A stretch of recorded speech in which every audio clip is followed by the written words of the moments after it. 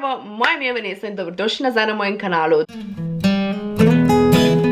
Danes bom delala, ker se bliža šola, oziroma ker bo šola tak jutri, ali nekaj tajega za vas, bom delala nasvete za prvošolčke.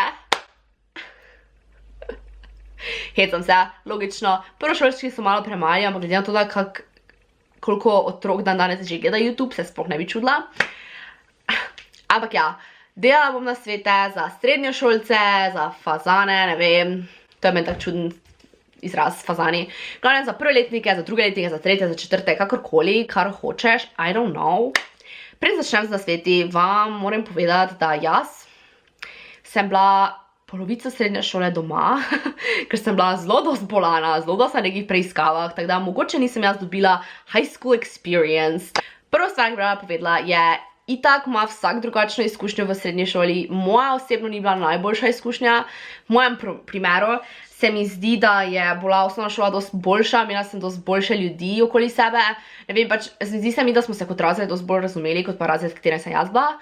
Mogoče se motim, mislim, nas se moraš motiti o nečem, ko ti čutiš. Tako da, mogoče ima kdo drugačne izkušnje, kar verjamem, da ima, ampak to so moje osebne izkušnje. Glavnem, ne bom preveč govorila o ljudeh v srednji šoli, ker eni so bili ful super, eni so bili malo manj super, ampak ja. Prva stvar, ki bi vam jo rada rekla, da pač ne se preveč bati, če greste edini na neko srednjo šolo, zaradi tega, ker včasih je skoraj boljše, da greš sam nekam, ker boš mogoče spoznal več ljudi ali pa si pač bolj odprt drugim ljudem, ko pa če greš z nekim ful dobrim prijateljem, ful dobro prijateljico, kakorkoli, če greš z nekim...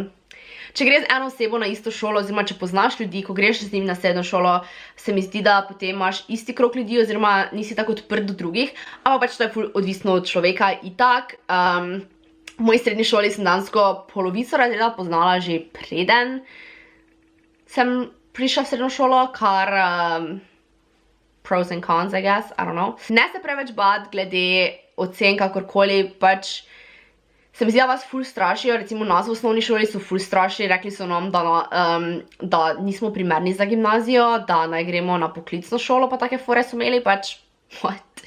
Ful čudno, namesto da te bi spodbujal, da greš na gimnazijo, kakorkoli, se vseeno. Glavnem, ja, so gimnazije, ki so recimo ful težke, ko ful več zahtevajo, zdaj ne po ocenah sami, zaradi tega, ker znanje, oziroma itak se isto učiš, pa matura je na koncu ista, ampak mogoče, ne vem, neko dodatno delo, ki ga imaš, recimo pri nas v Mariboru je tako druga gimnazija, se mi zdi, da ima več tega nekaj dodatnega dela. Lukas je bil tam, ampak ne vem, vseeno, kakorkoli, vsaka srednja gimnazija je drugačna, jaz sem bila na GSKŠ Ruše, gimnazija in srednja kemijska šola Ruše, ful mala šola, kar je lahko vrej, lahko ni slabo. Kaj sem govorila?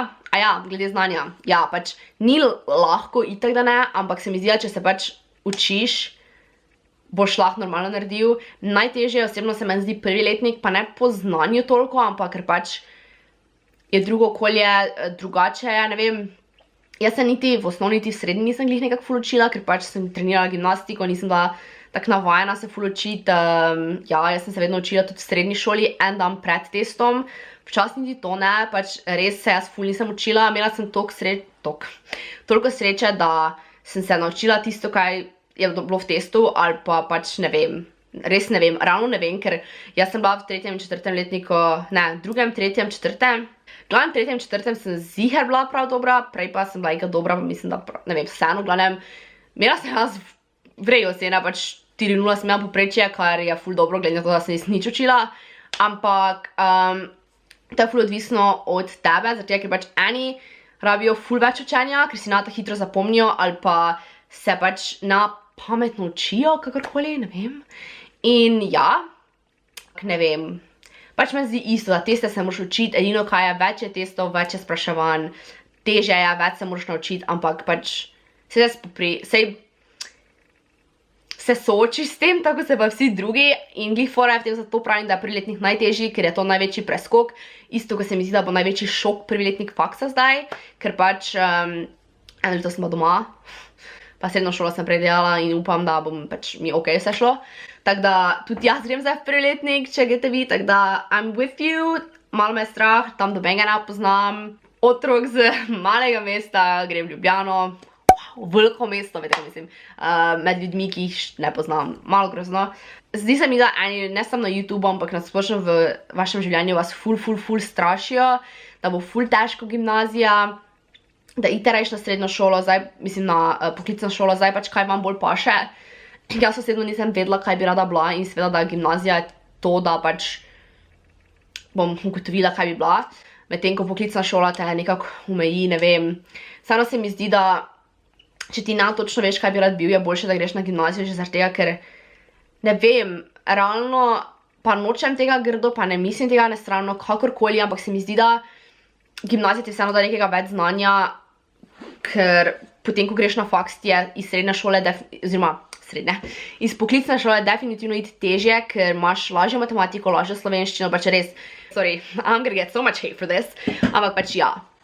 Zdi se mi, da ti da gimnazija več podlage, res se učiš nepomembne stvari, sam se mi zdi, da za faks je bolj, da greš na gimnazijo, razen, če pač res 100% veš, kaj bi rad bil in boš potem, ne vem, to delal celo življenje, te idi tja. Ful bi vam predlagala, da si vzamete neko vodo ali pa nekaj zraven šolo, kar je tak sploh kar neki advice, ampak ja. Voda je ful fajn imeti pri pouku, zaradi tega, ker je včasih vroče, mene je fuljoska glava oblela in najbolj, kaj ti pomaga, je voda. Ja. Glede oblačil bi jaz rekla, se oblečite primerno šoli.